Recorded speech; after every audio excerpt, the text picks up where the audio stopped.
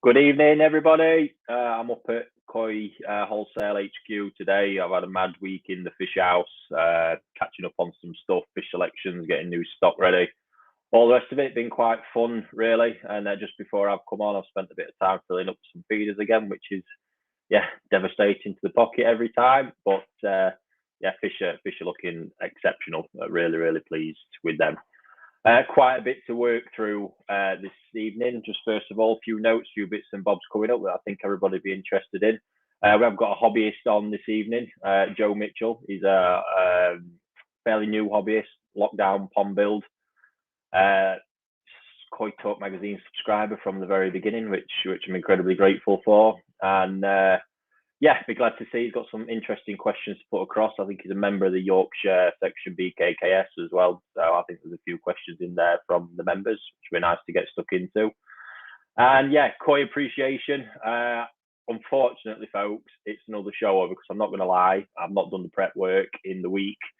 And yeah, but I have gone with, there's a very special Dianichi show kicking around up here. It's a male one that I'm still growing it this season.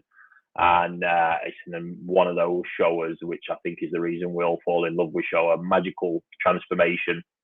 And yeah, I mean, it's just incredible. So I think that's going to be an interesting one to work through because I think given where this fish started, again, I don't think it's another one that people would have typically been jumping over to purchase. So that's that one. Just another note, Great British Koi Show coming up on the 27th and 28th of August. Been quite involved with James on this one, getting it sorted on a few fronts now. There's two things to this. I'm hoping that we're going to be able to yeah, make a bit of time and actually attend the show, which will be nice. Plus, yeah, and we James has been on holiday at the minute, but as soon as he gets back, we're looking to prepare some fish that I'm going to be sponsoring the show with for an auction. We've not fully sort of sorted out all the details yet. Not going to be held at the show. It's going to be held before the show just to help raise some funds to support it. But yeah, as soon as he's available, we're going to select some pieces from the facility up here that are going to get listed in that auction. So look out for details on that coming up because that's going to be good fun and a great worthwhile cause to be supporting and backing. I'm going to apologise if the connection goes a bit cacky. It's terrible up here, and I can see the sort of signal thing flashing up here to let me know that it's not too good. So fingers crossed it can hold out. It's terrible. So yeah, that's the Koi show. Got one more, which I actually forgot from last week. If you remember, Martin from Clark's Koi, when he come on, did the competition for people to guess what the year was. My first Japan trip, and I did actually promise that I'd get some pictures to completely embarrass myself with the next week, and I forgot to share them next week. So here we go. This was back in 2002. Little 12-year-old me. Here we go. Wow. That's actually with Hisashi Hirasawa, which you'll better know as Marido, one of the great sort of boss mans in the koi world. And yeah, there we go. That is incriminating. Enough of that one. So, and yeah, just another one. This was while I was looking through the archives. This one a little bit later on, to be honest with you, but brought back a lot of good memories. This was actually at NND, that's Tamikazu Kobayashi, one of the directors. This was I was 16 at the time. And that was the first trip when I went working, when I left school, some work experience where I actually lived with a few of the breeders over that time. Amazing experience. And that was first round Kohaku culling. It's the very first time NND had produced Kohaku. So yeah, nice to be involved in all that. And I'm going through all them old pictures. Last one, I'm just going to bug you. Please, if you're watching, hit the like button, hit the share button, help us get the distribution and numbers up as much as we can. It's always appreciated. And yeah, last one before we get stuck into it. Now, this is one I think a lot of you are going to be very interested in. I have mentioned a couple of times about this NND mud pond project that I've been working on. We're finally pulling it all together. And next week, we are going to announce or there'll be a video coming out next week announcing the full details of this. And it's likely the fish will get released for sale the week after that or something. But look out for that video coming on YouTube, because I'm going to explain everything in there, everything that you need to know, and give you a bit of a sneak of the fish involved as well. Now, it's all toe side. There's 40 pieces altogether in my own pond, sat up in the mountains of Nottinghamshire. It's a pond I've actually rented before as well, had some great results with. These sort of 20, 25 centimetre toe size came out hitting 45 and beyond. It was really, really impressive results. Nice to see. But the biggest bit of this, and this is where NMD's really got on board, and what I love about them guys, is they're all about creating great koi experiences. And unfortunately, the Azakari thing in Japan, leaving fish in mud ponds for two reasons, can often be out of the reach to many people. One, hi Nan. One, the growing costs. It typically costs anywhere, depending on the breeder, from 150 up to about 225, 230 quid to leave a 1-year-old fish in the mud pond for the summer, which is a lot on top of a fish purchase. Most breeders with the toe size, well, they'll expect that fish to be a certain, normally, a really high quality level where you might need to be paying somewhere, anywhere floating around the £1,000 figure for a fish that they'll maybe even consider keeping. Certainly no less than sort of 500 quid typically. What I'm very pleased to say is, in combination with what they've done, the starting price point on these is going to be £395. That includes the fish and the growing, ranging up to £595, again, including fish and growing, and the VAT and everything else involved. So it's quite remarkable what we've put together. And the fish are superb, great load of potential. Sankey, Showa, Kohaku, the main products of NND, a couple of other odd bits thrown in there as well. But honestly, guys, an insane opportunity to do, the dream experience of having a fish in Japan. So enough on all that. Please look out for it coming up. But it's one you won't want to miss, because, opportunities like that don't come around very often. So there we go. Right, without me waffling on anymore, let's get Joe in and see what Joe's got to say. Hello. How you doing, Joe? Yeah, I'm good, thank you. How are you doing? Yeah, very well, thank you. So tell us a bit about yourself. So I'm a lockdown koi pond hobbyist, basically bored during lockdown, and I thought, what better to do than dig a hole in garden and put some goldfish in it. And nice. 1 year on later today, I've got a drum and about 8 or 9 toes high. Hoping to try and get to Japan at some point and hoping to show, but it's kind of still learning on the job, so to speak. So bit by bit, buddy, bit by bit. Yeah, exactly. That's it. So, these videos have been good for me, learning from people and, the magazines and stuff like that, so I think I can talk for everyone in comments as well that we're appreciative of you doing it and taking your time to get content out, because it does help. It's a pleasure. That was the aim of it all. So how have you been finding the magazine? Yeah, good. I just think it's I just love looking at pictures.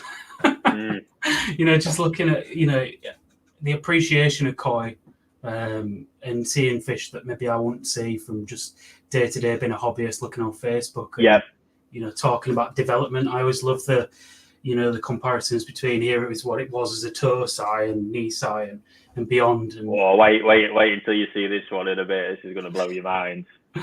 That's it. But I am a Sagi mad person. I mean, are you? Yeah, definitely. That's interesting. Just saying that, I need to somehow whip up a mass demand for Asagi, because I am absolutely inundated with them. They were a grow-on idea this year, and as typical, to get what I want, I always have to buy a lot. I think I bought 500 pieces of Tosai, and they are just everywhere, all different sizes, variations, the lot. You can't have a pond full of them, though, can you? Because they'll probably just end up on floor the day after. They're absolutely mental. They are wild. Too much Magoi blood in them. Yeah, crazy. Too much Magoi blood. So anyway, what questions have you got for me, Joe? So I've got some just about like koi keeping, and then some about Japan. We'll do koi keeping first. So as a person who's been running a koi farm for for 12 months. I wanted to try and like push them a bit more, feed them a bit longer.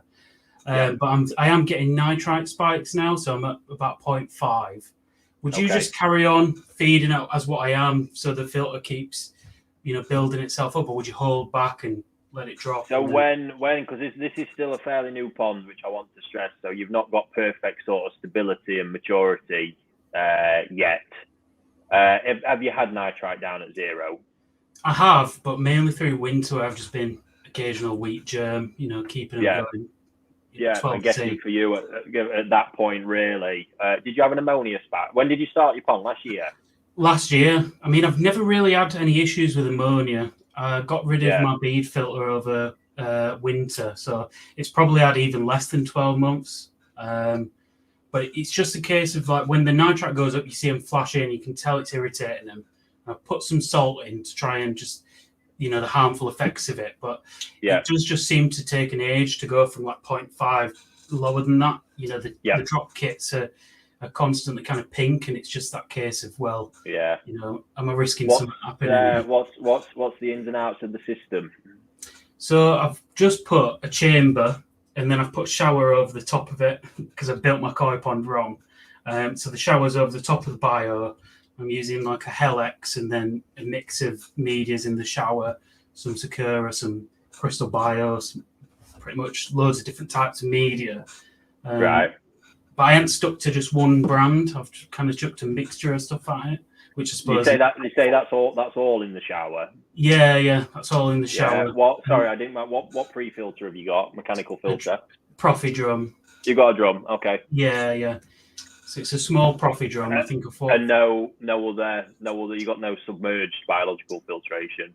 No, just the chamber. Just and it's got about 100 litres of Helex, 150 litres, I think. Helex in there. Okay. Yeah. So there's a lot of media. I've only got 8 Tosai. So it's wow, right. So it's in a what lot amount of of media. water? 2,500 gallon. Yeah. I think the interesting point here, we aren't knowing, or if you're saying you've not really ever had an ammonia spike, at what time did you set the pond up last year? September. Wow, right. So I would suggest possibly and it might have been in your favour, but did you heat over winter, or was it just ambient? I kept it about 12 degrees. Right. But I wasn't feeding a lot. Yeah. You probably never saw I had filters during that early phase. There's always got to be sort of a decent kick you want, where you're going to get a bit of an ammonia spike that can sometimes get a bit out of hand. I mean, you probably will have done at some point, but maybe just a tiny blip. Yeah. Whereas typically when I'm maturing the system up, we go for the big blip up very quickly. But we're using heat, which is important to stress, because we've got the heat in the system. I'm getting bacteria producing quickly. And obviously fish's immune system's firing at their best, and we can get in and out of that pretty quickly. So certainly using some good bacterias. It's a tough one in York. I mean, 8 fish. This is always a tricky one. Your pond's still very early, so this is only really the first season where you're going to have subjected it to any heat. Obviously, over just the recent months that we've had, it's going to be the time when you're really starting building biofilm. But you're possibly not feeding the filter all that much. Because 8 fish, I mean, the sort of grams per day they're going to need, it's not really going to be touching what you've got. No. It's really not. So I'm surprised. I mean, how much food are you actually putting in there? Well, I'd got one of them Evolution Aqua auto feeders, and I'd been putting it on the lowest setting and then building up the amount of feeds I was doing. So, but I worked it out at, probably about 40 grams a day, but then building it up by 20 grams, it's a toss up, isn't it? It's like, do you chuck loads more fish in and then get the filter up and going? But if you grow in Tosai and you're trying to grow them, you can end up with an overstocked pond pretty quick. I think it's really important to understand how this is your first proper season for the pond, because basically what you've done is you've set it up, you've gone into autumn winter where it's kind of not done a lot. Yeah, it's almost been hibernating. Even at 12 degrees, it's not been doing a lot. So you've come out of that, and now you're in that first season. So this is probably why you'll find, because the bacteria groups that get rid of nitrite and convert it are a lot more sensitive and harder to build. it takes a lot of time. So you are in your infancy. Now, this is always a tough toss-up, and I'll tell you what I would do. I would have the heat in this scenario, which I think, I mean, what sort of temperatures are you getting at the minute with the weather as it is? I've got it held at 22. Right. So you're at a nice temperature to do this. I would suggest if the fish are looking okay and you've got it salted, very important to have it salted to at least 0.3%, is persevere and obviously watch that it doesn't go beyond the 0.5. I don't really want to see it too much higher than that for prolonged periods. So just see where it gets, maintaining that feeding level for sort of 2 or 3 weeks and see how it actually plays out. Yeah. It would be useful. I mean, you can use some good EA filter gels and a really good product just to have on hand to sort of stick in. I do believe in that stuff. It's a product I'm very familiar with, and it does do a good job. It works very effectively. It can help just seeding things up and give it an extra kick. But yeah, my gut instinct would be to persevere. Just persevere with it. Because you've got to let that filter feel, because like I say as well, you know, you've got clearly quite a lot of media there for 40 grams of food. So the one thing I would check is obviously just double check the flow rates that you're using as well. You're really not going to want to be turning that pond over more than once every couple of hours. That's the thing as well. Like I saw your video, you put a shower on recently. To get a shower started, is high flow on a shower the best? Do you want to trickle it more? It's not getting it started. Getting it started is getting water running over it. Yeah.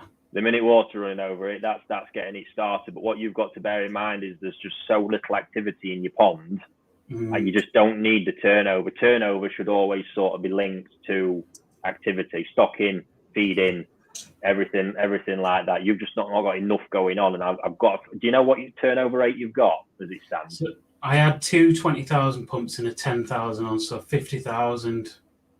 Wow. Yeah, but I've just changed it. So the shower obviously goes over the shower and back into the chamber.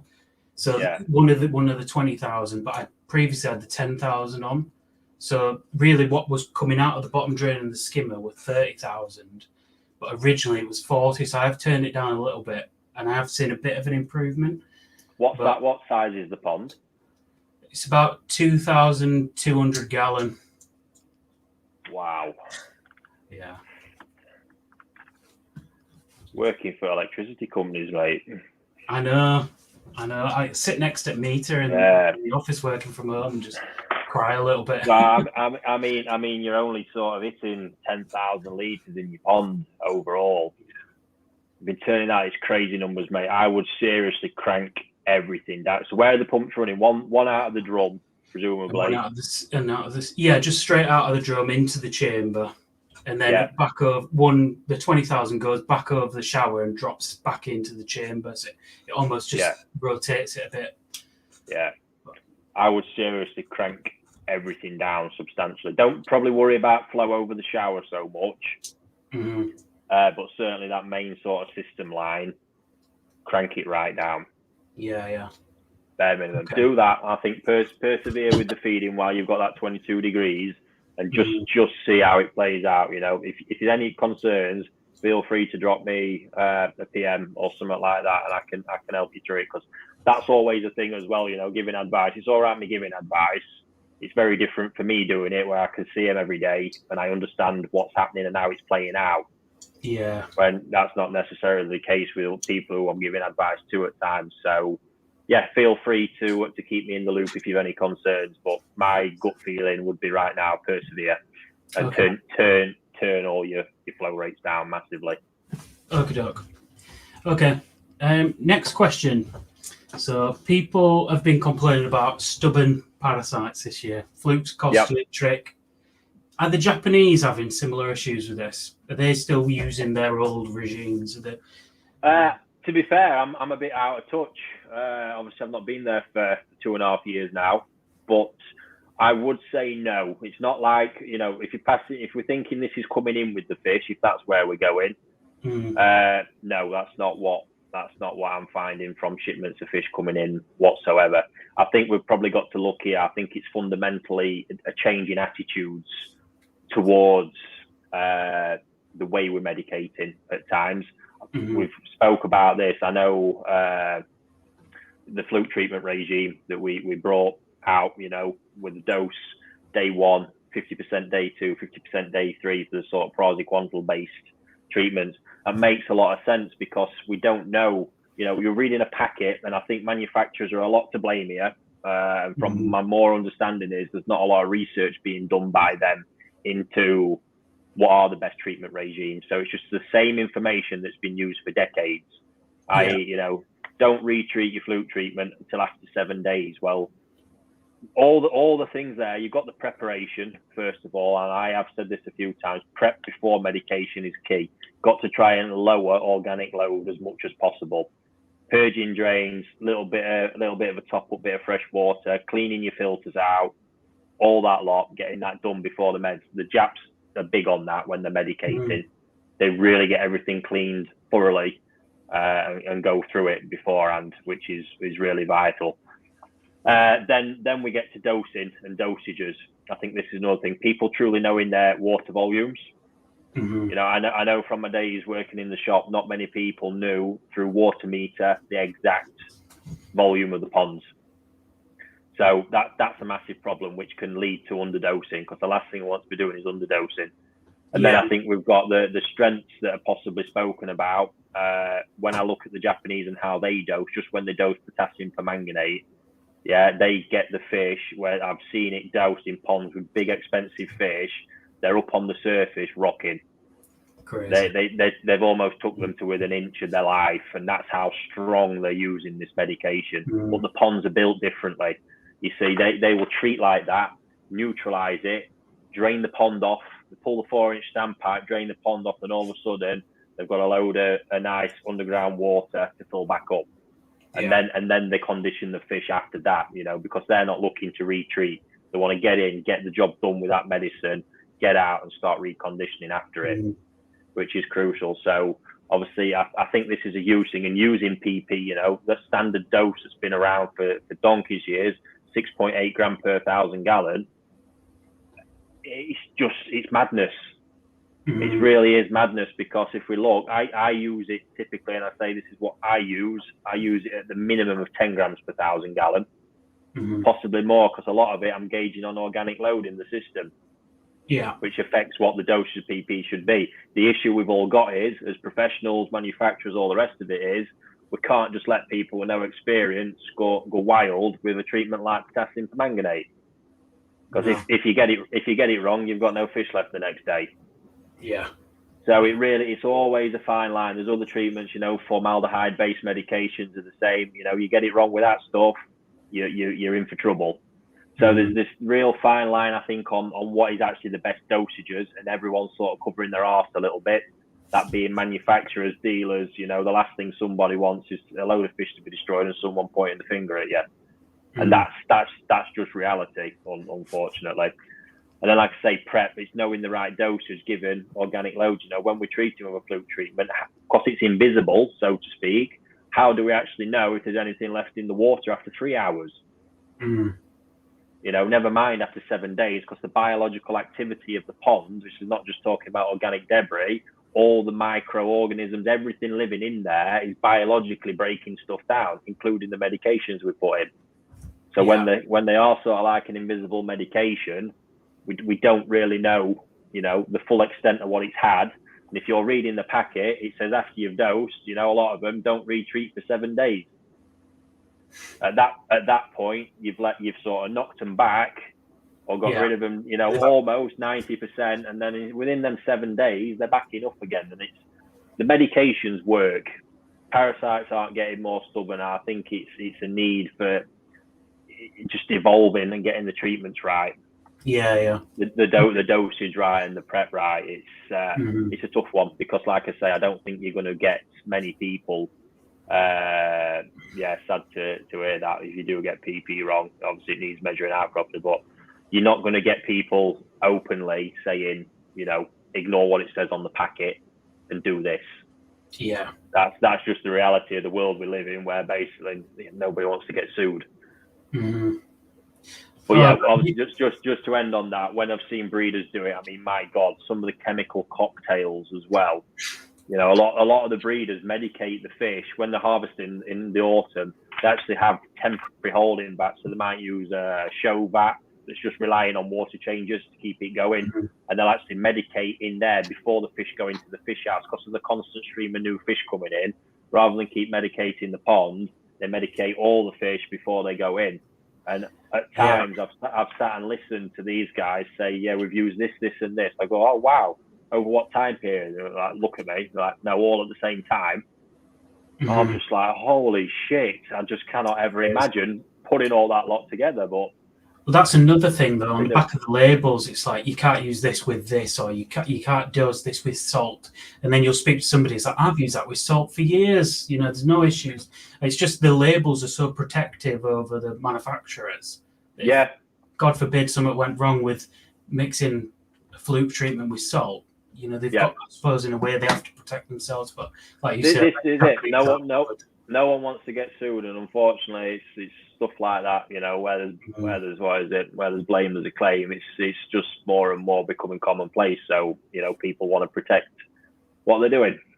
Yeah, that's another good question though. You know, if you went to an event and you had fish in a vat, like a show, you bought a fish from a show, and you went to go put that in your pond, something that's always quite concerned me about a fish being in a vat for maybe longer than 24 hours or 24 hours, and then putting it in a bag and maybe driving 3 or 4 hours home and then releasing it into your pond.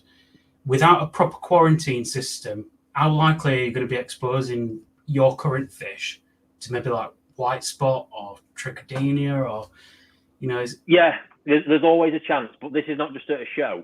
Obviously, there's a high amount of stress at a show because the fish are living, in most cases, unfiltered.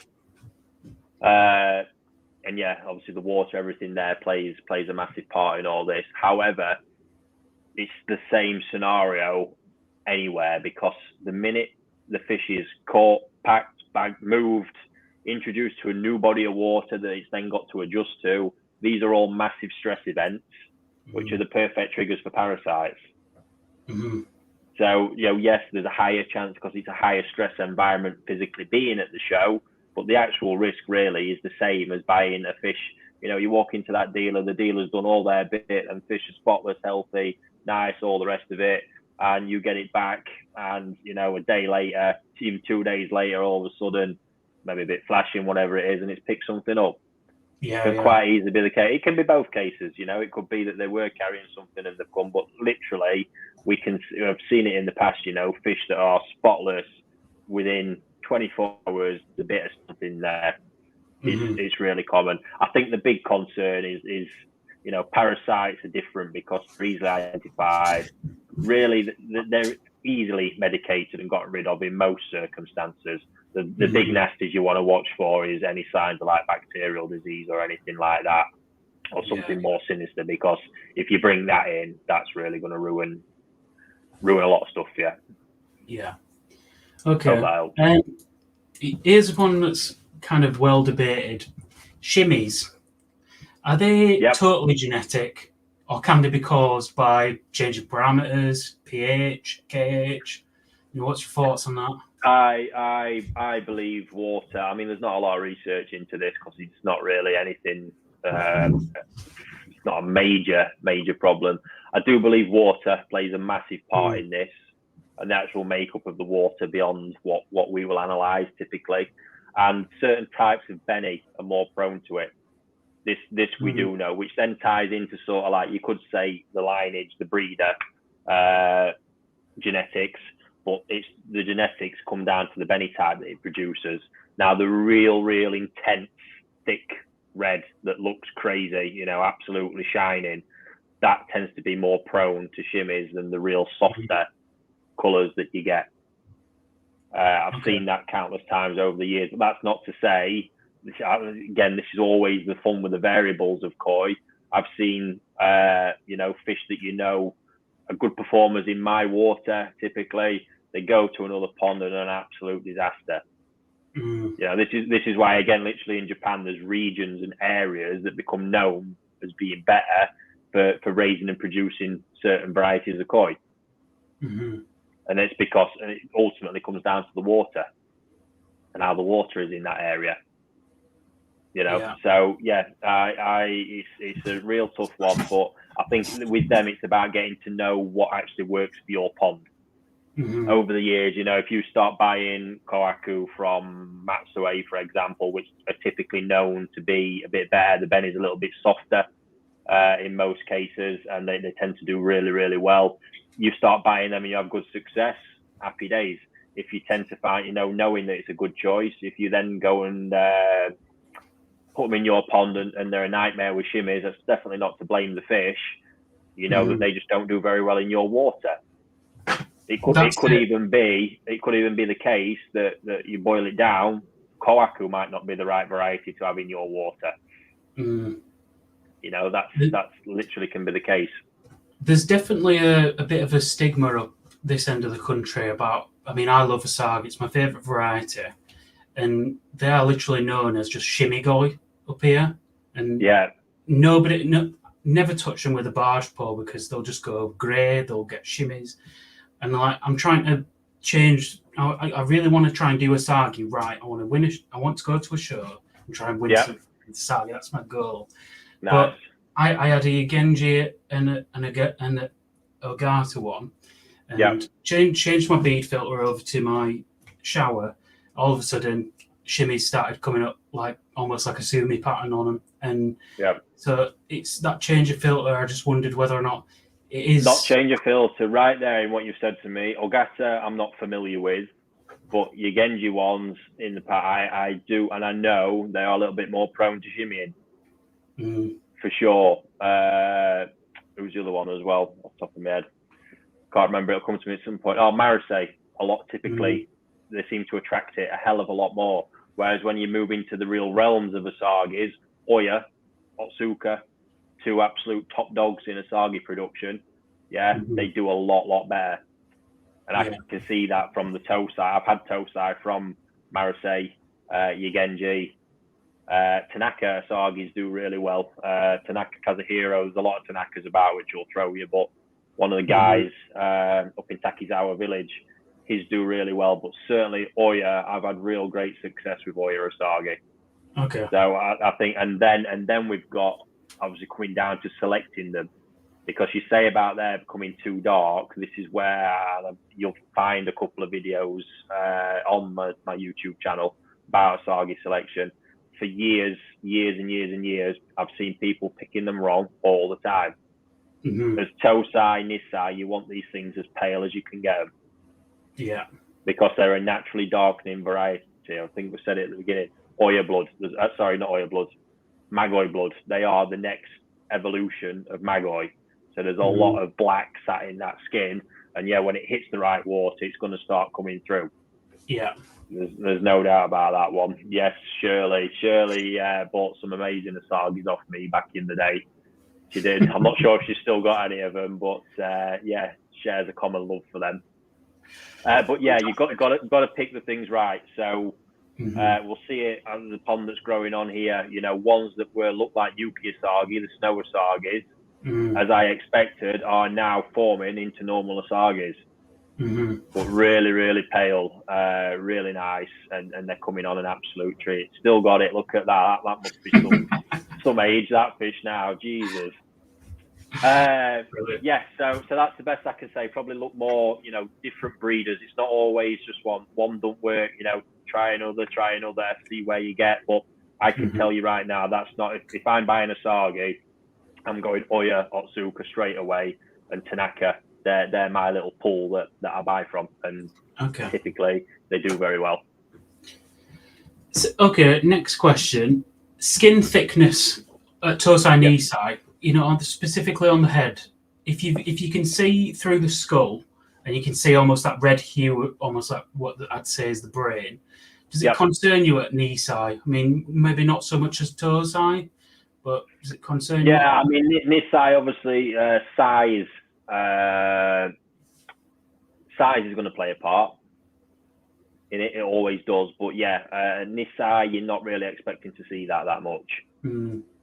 That's obviously, we're talking about more the little sort of black, pinky black. It can be a mix of the colours near the top of the head. Nisai, typically, if the fish has had a good growth spurt, I wouldn't expect him to see it. But if it's a small Nisai, there's a chances you might still see a bit of it there. Okay. Perfect. Okay. Do you think that buying koi in Japan will have changed now, given the bigger emergence of online auctions? Do you think that going there as a hobbyist, will it have changed much that maybe the breeders might be saying, these are for my online auction and these ones are the ones that are for sale? Do you think that's going to change much since lockdown? That's changed. I mean, the auction thing, the buying pattern in Japan has been changing for years anyway. Has it evolved that much? No, because it's only the biggest breeders who operate more as commercial entities as opposed to farmers and breeders.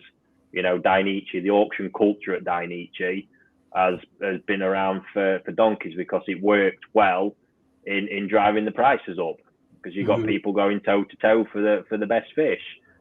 Putting it online obviously has made it super accessible. That's what got me into the Dainichi fish, because all of a sudden I'm not having to fly out there every bloody month to attend an auction, which just wasn't really practical. It'd be nice to see, you know, more breeders doing it, I suppose. But it's not an area that or an industry really that changes with the times. No. You know, it changes about 10 years after everything else does, at the very least, earliest even. I think the culture there, the auction thing is growing more and more. People are looking to, obviously breeders want to get the maximum price for their best fish. That's an absolute given. As demand soars, I mean, we had battles 2 years ago, I think, for clients getting Shinoda Takishita, the higher level Tosai stuff. And Issa's been doing it a lot with his higher level stuff, and Tancho Showa, where it's blind bidding. You know, you put your bid in for X amount of fish or X amount of this bowl, or you've got the auctions there. But you've got to remember at the same time, what they're also trying to do is create a fair system. Because you imagine, you know, this is something I have to contend with, they have to contend with. There's only ever so many of these fish. You know, Issa doesn't produce thousands of Tancho Showa every year. Yeah. You know, so how does he keep everybody happy? Is the bottom line to this. How does he keep everyone happy? Because the minute, I guarantee, I watch it certainly within the agents in Japan, the minute one agent, you know, gets on Facebook showing off that he's got these, all the other agents are on the phone to that breeder saying, why have I not got them? Yeah, and that's on top of probably a load of other hobbyists, dealers as well. You know, why have I not got them? And can you imagine what that's like being in a breeder's shoes? It's just, it is a real pain. And they just ultimately want to sell the fish, obviously get a good price, but also keep all the clients happy. Yeah. So that's why I think we're seeing more of these systems as well. It's just a lot fairer and a lot easier. The auction culture at the big farms like Sakai and Dainichi, it streamlines their operation. Because, you know, you're talking even the main guys there, Shigeru, Futoshi, you know, these guys are very active on the farm as well. So when they've got a client, you know, they've got customers visiting all the time throughout their main seasons, all the rest of it, it takes a lot of time out of the day. Whereas when they've got the auctions, they're absolutely set. They get everything prepared.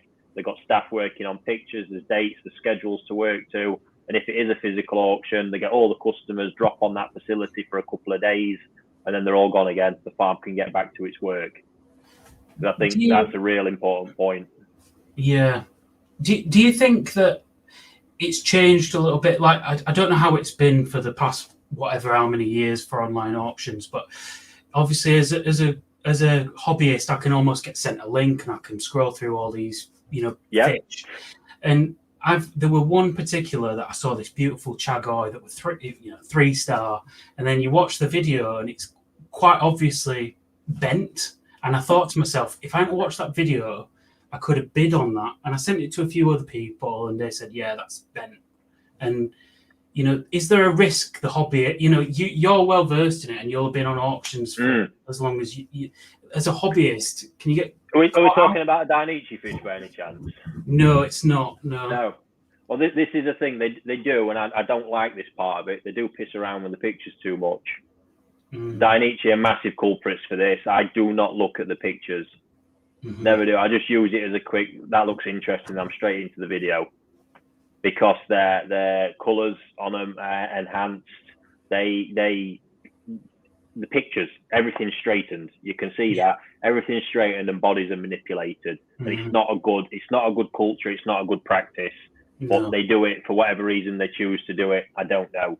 But yeah, the videos. I mean, if you are doing it, you've got to look at the videos. And if there is no video, I'd recommend you just staying away full stop, because there's just too much risk. And then videos are hard to get right. They really are, because you know, if they're trying to use lighting to get some consistency, the lighting can give a false indication to the true color. So yeah, it's a real tough one. You are going to see more and more of it.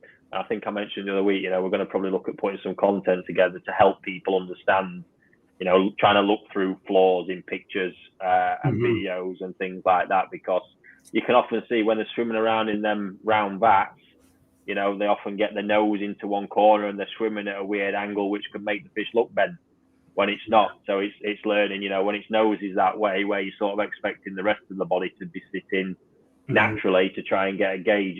It's a tough old game.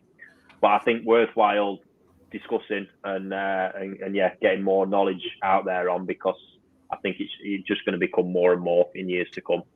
Yeah, and I think like one of the other points I want to make on online auction that was a bit strange to me, and I've listened to you talk about Azakari, like I bet it'll differ between breeder to breeder, but with that particular breeder, it was if you paid over £1,000. You'd get a year Azakari free of charge. And I'm almost thinking, well, why on earth would a breeder want to keep that Chagoi that's bent for another year in Japan? Is there like a true Azakari where the breeder's saying, I want to keep this and see how it does and grow it on properly?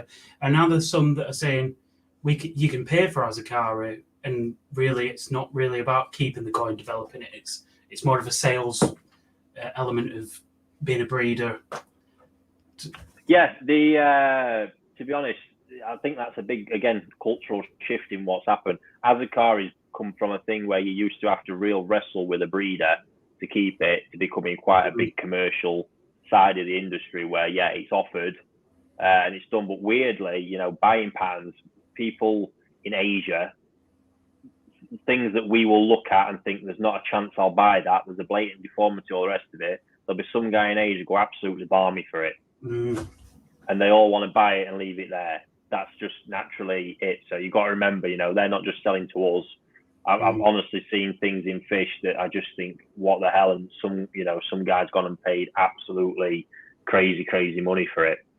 Can't really say much more than that. But the Azakari thing it is a lot more commercial, and this is why you're actually seeing the price limits now, where they'll be kept. I mean, Dainichi, for example, with Tosai at Dainichi, that fish has got to hit about $3,000, depending on where the price level's at, in order for him to keep it. Serious interest. But this is why, because too many fish, everyone's buying a fish and going, I want to leave it here. I'll happily pay the growing cost, you know, and then all of a sudden the whole infrastructure of the farm just becoming swamped with customers' fish. And Dainichi's still a farm that have their tatigoi on a serious level. You know, there's fish tucked away in fish houses that only rear their heads when they're right there. So interesting one. Good question.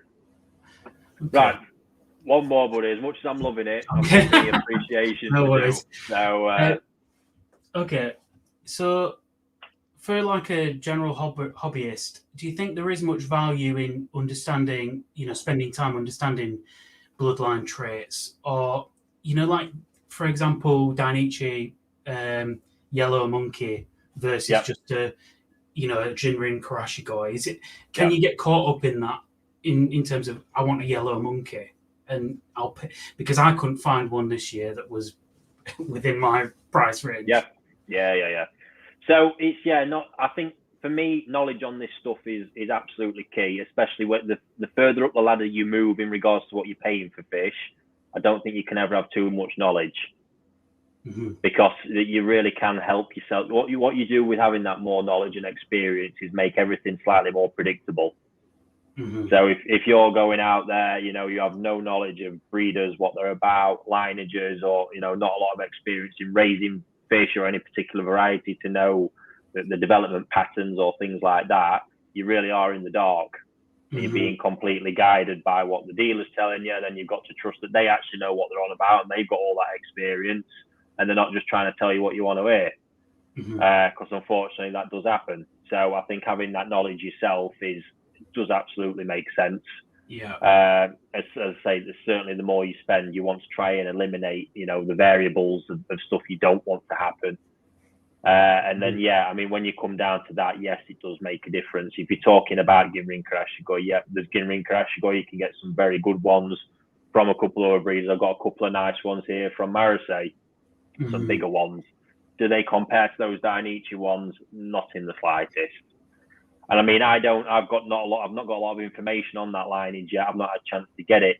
And just from what I'm seeing, and just knowing Dainichi as a farm, I mean, there's been a picture circulating today of a 4-year-old 80-odd centimetre Sorogoi that's one of Shigeru Mano's private collection fish. It's a monster, and it is completely the image of Dainichi. It's what they want. It's got popping fuka in. I think there's some Kadogin, and the body is just absolutely monstrous. So I know very well Dainichi's vision, what they want to achieve when they start producing a fish. It's not just a case of, let's make some Ginrin Karashigoi to make our mix look a bit better. The mix at that farm, they don't give a shit. That's not the commercial side of their business. What they get into to do it seriously. So in producing Ginrin Karashigoi, straight away I know from the ex-Ginrin line that they're making, Kohaku, the Ginrin quality they have produced is just mind-boggling. It really is.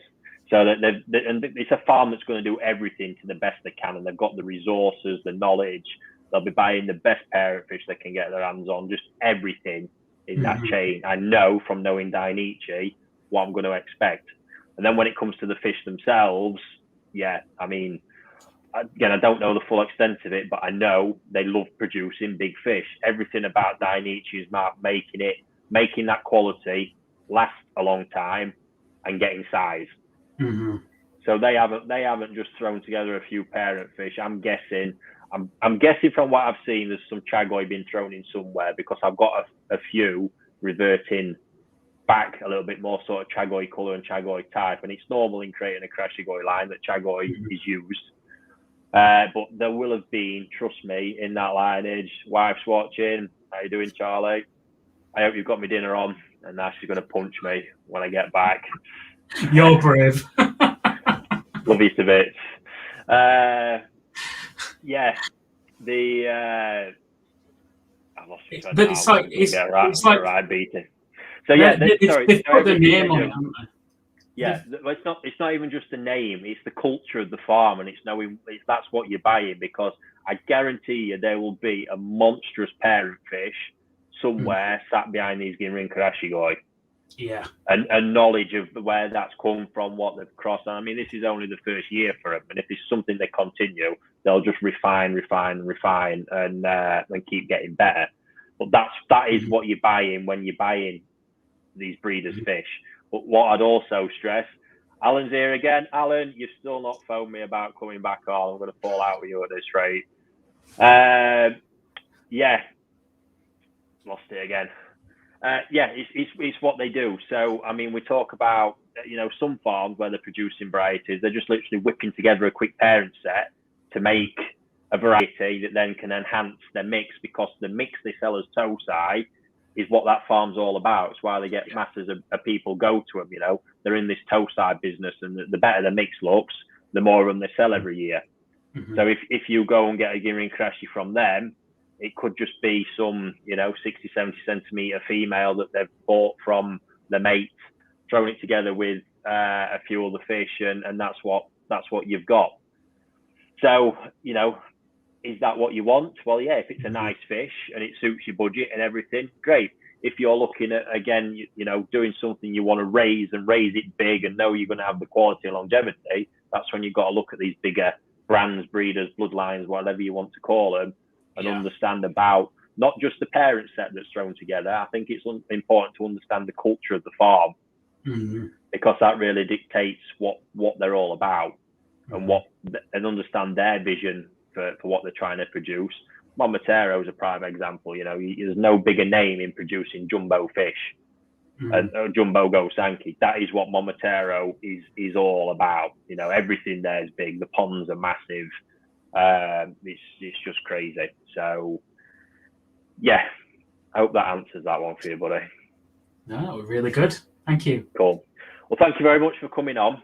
No worries. And if you've still got questions to go through, I'd be more than happy to get you back on and work through some more. So if you have a chat with Steve about that, I'd be more than happy to get you on again for that one. Cool. But yeah, Thanks, great Ricky. questions. Thanks for coming on. Cheers, buddy. Have a good evening. Bye-bye. And you. Right, folks, that was very engaging. Great questions from Joe. Really enjoyed that. I hope you all did. Unfortunately, that has meant that I've not really got a lot of time to run through all your questions this week. I do apologise about that. We will capture what we can and go through some of them at a later stage.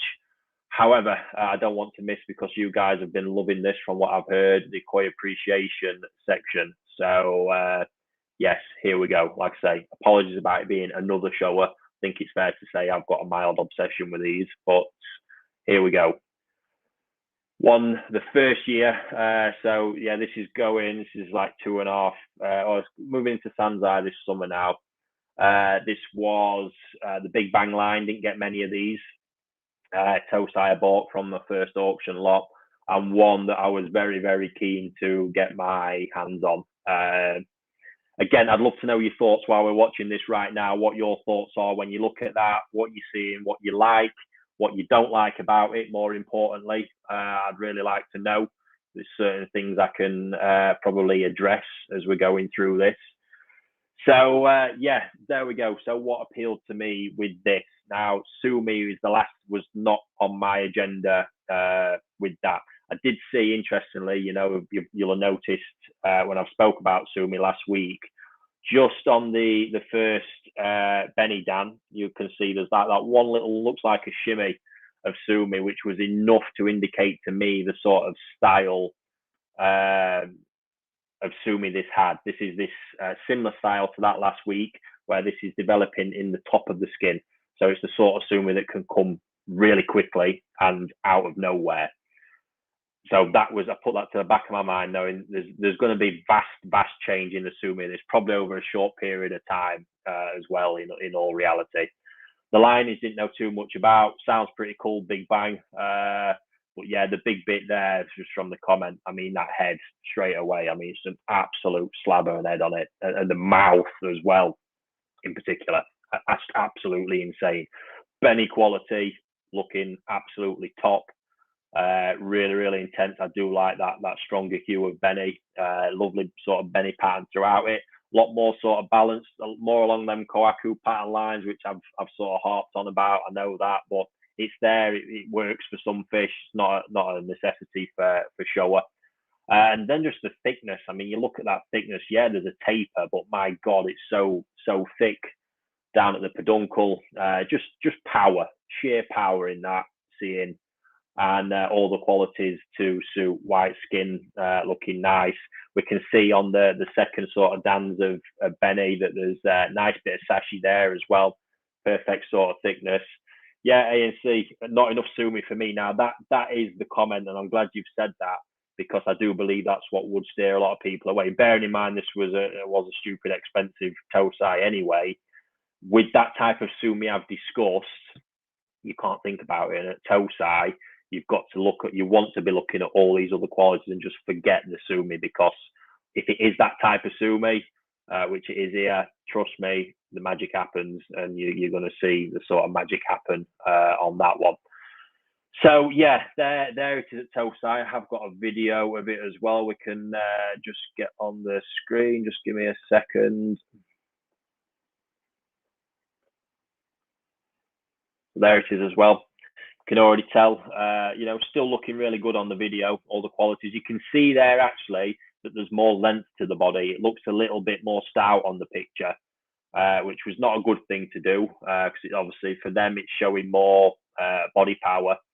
But yeah, it could be a concern, you know, that level of stoutness, but they're just looking absolutely top. So grew this fish on. Now, interestingly, as the fish was growing and sort of after it arrived, it started growing. It was packing some size on, but I did get realised. I mean, the height of it was developing at a crazy rate as well.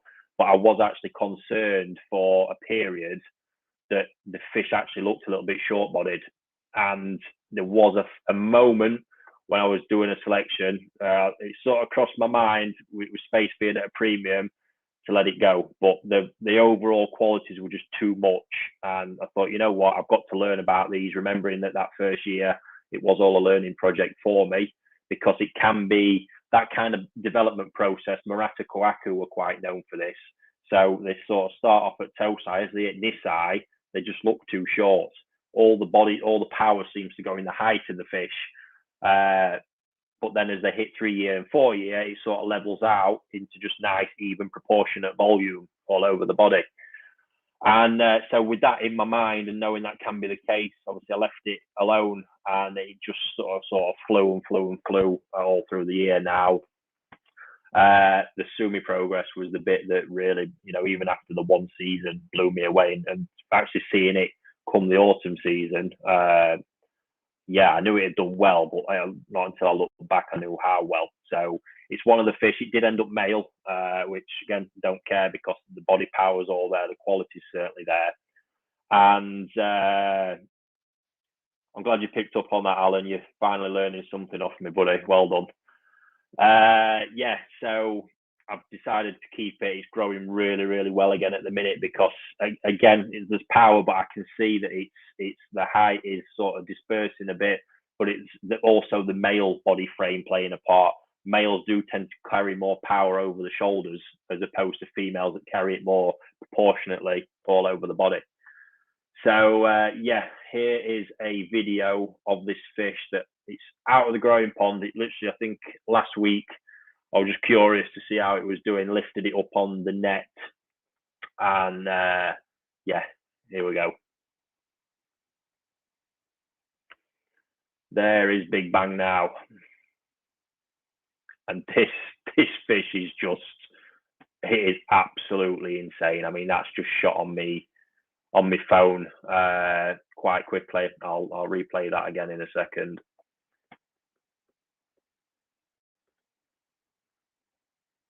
Mind blowing, absolutely mind blowing. I mean, almost unrecognizable. And that there is that Sumi that I'm on about in its absolute finest, you know, playing out as good as it ever gets. And that fish has not changed any more in that Sumi pattern, really. The head's changing a bit more, but it's not really changed any more in the Sumi pattern in the last sort of well, since October, really, sort of autumn winter last year to now. Not changed that much, but yeah, let's get it on again. Most of that development happened realistically in a 12-month period, and that's exactly what that Sumi can do.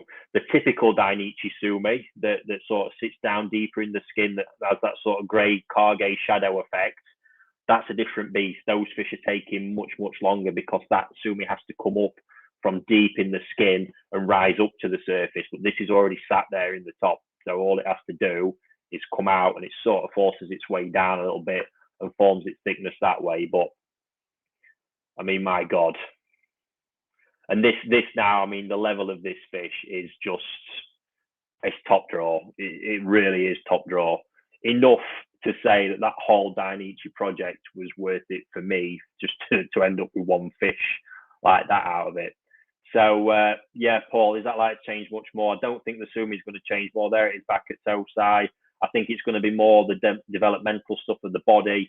As the size comes, it's sort of going to move things around a little bit and alter it. Shiroji changes, ebbs and flows between now. It's not at its best because it's in the growing season. And yeah, there it is again, look. So just pull that back. Tosai.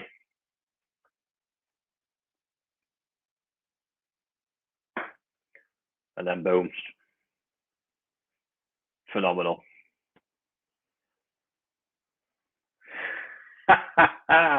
Fantastic, Alan.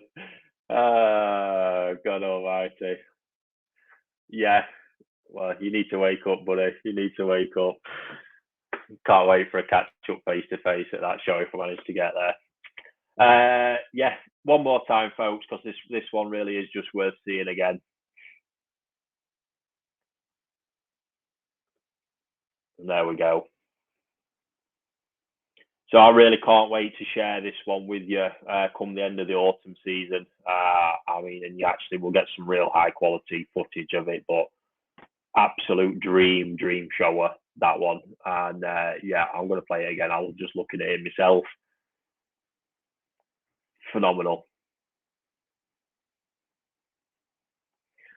But yeah, there you go. The big takeaway from this one is all about that sumi. You know, if I just, I think we've still got it in here. If I pull the fish up from last week, this one, very similar. Well, the same type of sumi. The developmental phase over here was different. Whether that was because it was Japan and mud pond growing, quite possibly. This is that Showa Dainichi one has just been concrete pond raised. But yeah, you can see there exactly the same sort of sumi and what happened there. You know, that fish completely transformed. It is a real exciting one, but you've got to be prepared to take a gamble on it because you won't fully know what's coming. When you've got, let me just see if I have got a picture in here. I don't think I have, to be honest. Possibly get one for next week of the other sort of style of sumi that's got that sort of level of predictability about it. I think that is a shower we looked at actually. You know, that's a completely different sort of sumi. That's all there. That's the sort that's just coming from deeper in the skin, rising up to the top and doing its business from there.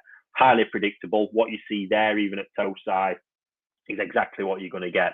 But the style of sumi in both showers I've just showed you there, it really is part of the fun because you don't truly know what's coming. But I'm very confident in most cases with that sumi, it will develop to the extent you've seen it in both those fish. Just how, where, and when, it's hard to know. But again, from experience, certainly in concrete ponds, it does come quite hard and fast. So yes, there we have it. Hope you enjoyed that one. Again, apologies for not getting round to all your questions. I do appreciate you popping them in. We'll do our best to have a run through one week and just have a catch up on everything. And yeah, hopefully I'll get Steve to get on my case and actually find a different variety to look at for the appreciation next week. Although, don't go mad at me if it ends up being another shower. There we go. Just on a last note, don't forget, recap from the beginning. Great British Koi Show coming up 27th, 28th of August, and the auction that we're working on for them. So look out for that. And the NND Mud Pond event fish. I say, absolute dream opportunity there to have your own fish growing in a Niigata mud pond for the rest of the summer. So yeah, look out for the video coming on my YouTube channel on that. And yeah, there we go. That's it from me. Thank you all for tuning in, and I'll catch you again next week for episodes 26. Unbelievable. 26 weeks of me nattering on. There we go. Enjoy your evening, folks.